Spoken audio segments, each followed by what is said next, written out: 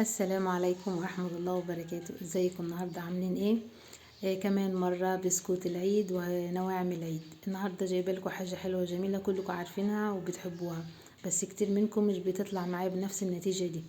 ده لانكشاير او بسكوت العيد. بصوا جماله، بصوا حلاوته، بصوا دايب ازاي، بصوا مش فارش ازاي، مش مشجج ازاي.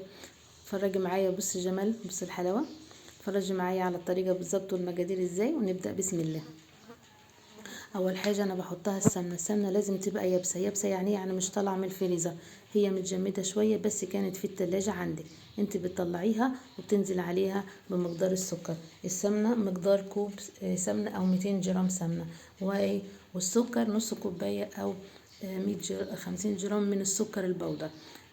لكن انا حاطه هنا 200، يبقى 100 جرام. هتفضلي تنزلي فيهم بالمضرب كده، ولازم تبقى الحوافي وانتي شغاله بتضربي بالمضرب عشان كل الخليط مع بعضيه يختلط بالسمنه والسكر مع بعض. كل اللي انت هتعمليه هتنزلي تفضلي تضربي بالمضرب، او ممكن تستعملي المضرب اليدوي وهيديكي نفس النتيجه. اول حاجه لازم يوصل لقوام الابيض اللي انت شايفاه. بعد كده بنزل بالبيض 2 بيضه. بنزل بيضه بيضه وافضل اخفق فيها بالمضرب. تمام. وبعد كده انزل بالبيضه التانية. كده القوام عندك بيوصل لقوام حلو متجانس. يبقى بعد كده هنزل بالحاجات اللي هي ايه اليابسه، زي الدقيق. انا بجيب الدقيق كوبايتين من الدقيق او 150 جرام و150 جرام عشان انا عامله مقدارين. تمام. وانزل عليه بمعلقه ذره ملح ومعلقه صغيره من البيكنج باودر، ما تكتريش، والنشا طبعا، واروح خلطه بيهم مع بعضهم. انا كاتبالك كل المقادير بالكوبايه وبالجرام لو انت ما عندكيش ميزان. وبعد كده بنزل اخلطهم مع بعضهم، بس في المرحله دي لازم الدقيق وانا نازله بيه انزل بيه واحده واحده، خاصه في النوع ده من البسكوت. وكمان ما عجنش الدقيق كتير عشان ماده الجلوتين اللي موجوده في الدقيق بتنشف العجينه. انا هنزل واحده واحده، وهبدأ مش اعجن فيه، اخلطه بايديا بصوابعي كده، باطراف صوابعي بنزل اكنك بتنكشي في حاجه زي كده اهو، لحد الدقيق خالص ما يغيب. ما تخافيش العجينه ملزجه معاكي، ايوه، لكن شويه وهتبقى معاكي بالقوام اللي انت شايفاه ده. انا سرعت الفيديو شويه علشان بس ايه، يبقى مدته قصيره. بصي انت هتعملي واحده زي كده، اول ما تلاقيها تمام يبقى انا هبدأ اشتغل. عشان اشكله لازم يبقى حاجه ثابته، حاجه شكل واحد. انا استخدمت هنا المعلقه المعياريه، ممكن انت تستعملي اي معلقه او اي حاجه، ولو انت ايديكي مظبوطه وبالظبط تطلعي كل كوره قد التانية هتعملي نفس الحركه. بس لازم وانت بتشكلي تمسكي العجينه وتدعكيها في بعضيها كده. اول ما بتوصليها للقوام ده كده بتبقى ملسه ولينه معاكي، وفي نفس الوقت ايه، ما بتشجكش وتحاولي ان انت تكوريها كويس، مش اي كرة وخلاص. انا حبيت قسمت العجين على لون تاني، انا بعشق اللون الاصفر فحبيت افرح بيه الاولاد. عملت لون اصفر من اي لون عندك، الوان طعام، ومسكت على العجينه زي ما انت شايفه كده قدامك واشتغلت عليها. فضلت ادعك فيها لحد ما وصلت للقوام والالوان كلها تجانست مع بعضها وبقت لون واحد بنفس المعلقه اللي انت شايفاها. وبدات برضو اشكل الجزء الثاني من العجين بالمعلقه المعياريه. كل اللي انت هتعمليه برضو زي ما عملت في الاولاني، تمسكي واحده واحده ولازم تدعكيها بين صوابعك. لما تدعكيها بين صوابعك بتدي قوام وملمس حلو للعجينه ومش.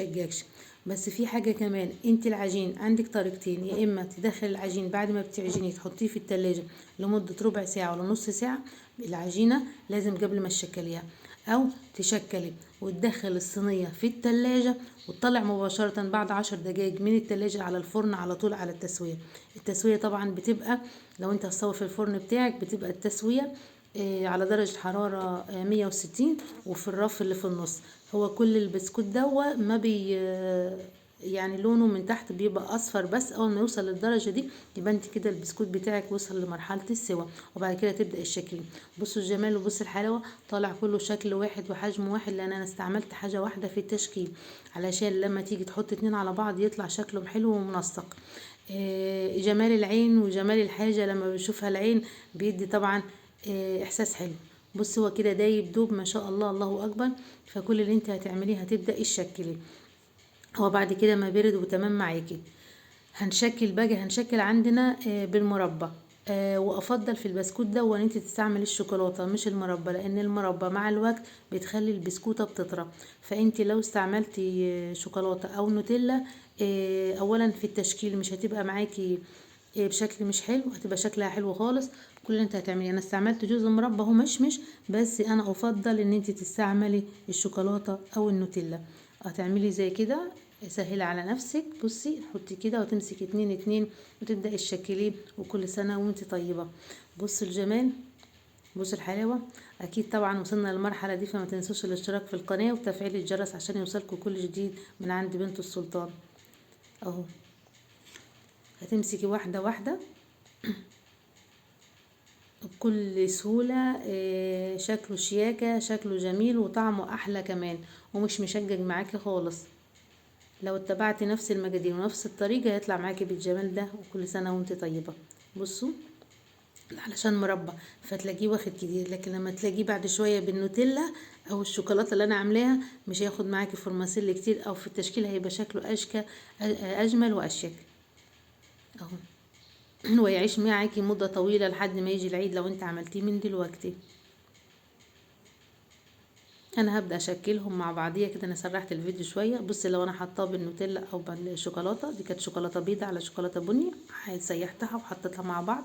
اي حاجه عندك في البيت هتأدي الغرض وتدي نفس النتيجه. اللون الاصفر جميل جميل جميل.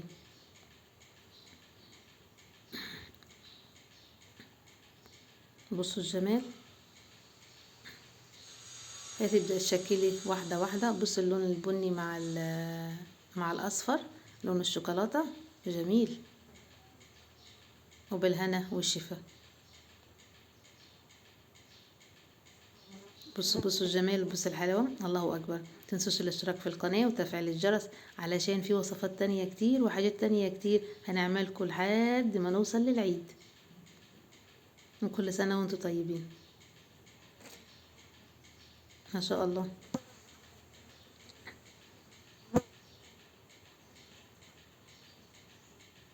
يبقى انت لازم تتبعي كل الخطوات اللي انا قلت عليها، وما تنسيش مرحلة التلاجة اللي انا قلتها. والسلام عليكم ورحمة الله وبركاته.